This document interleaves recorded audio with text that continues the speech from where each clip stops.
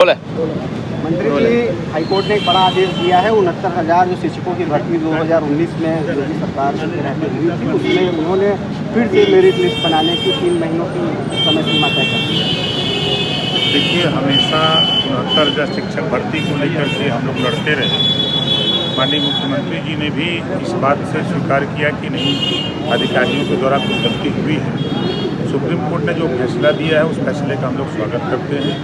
हमेशा Bharatiya Janata party NDA गठबंधन पिछड़े दलित अल्पसंख्यक की लड़ाई लड़ती रही है।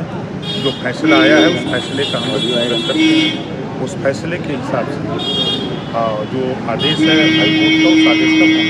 लेकिन अखिलेश यादव इसको लेके योगी सरकार पर निशाना भी साध रहे हैं। देखिए, सामाजिक न्याय समिति की बात कभी समाजवादी पार्टी, कांग्रेस पार्टी और बसपा नहीं कर रही है। सुप्रीम कोर्ट के फैसले भी जो आरक्षण में विभाजन की बात किया है सुप्रीम कोर्ट ने, अब ये 21 तारीख को जाके धरना देने जा रहे हैं कि नहीं, हम सुप्रीम कोर्ट के फैसले को नहीं मानेंगे।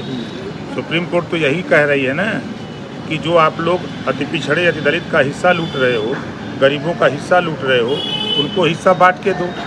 अब ये हिस्सा बांट के देने में इनको बुराई है, सपा बसपा कांग्रेस को।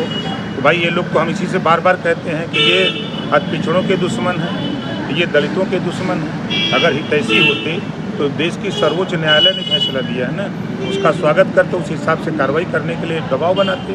लेकिन उल्टा ये विरोध कर रहे हैं कि इस मुँह से जाएंगे वोट मांगने। नाई गोंडपाल प्रजापति बिंद केवट मल्ला राजभर चौहान आरा कर्क बंसी बंजारा बहलिया दूल्हा दुनिया अंसारी के कहने के मुँह से जाएंगे वोट मांगने।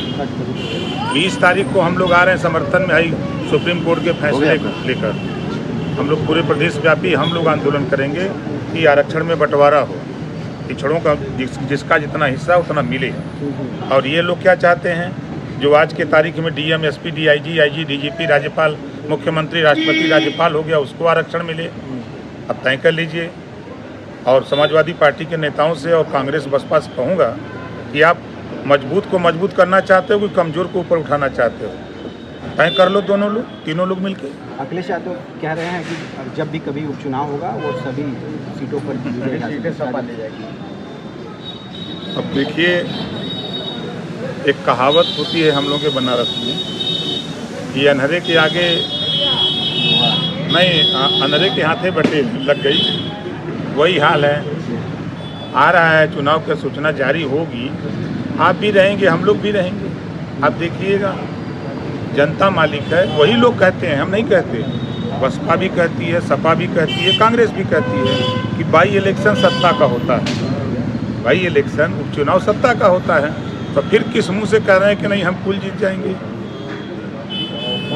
मंत्री जी, छड़ी चुनाव चिन्ह था, अब चाबी हो गया है। चाबी क्या संदेश दे रहा है आपके? देखिए, संदेश ये है कि जो गरीब, कमज़ोर, पिछड़े, दलित, अल्पसंख्यक के लिए दरवाज़ा बंद था, उसको खोलने के लिए हम बड़ी कोशिश किए, छड़ी लेके नहीं खुला।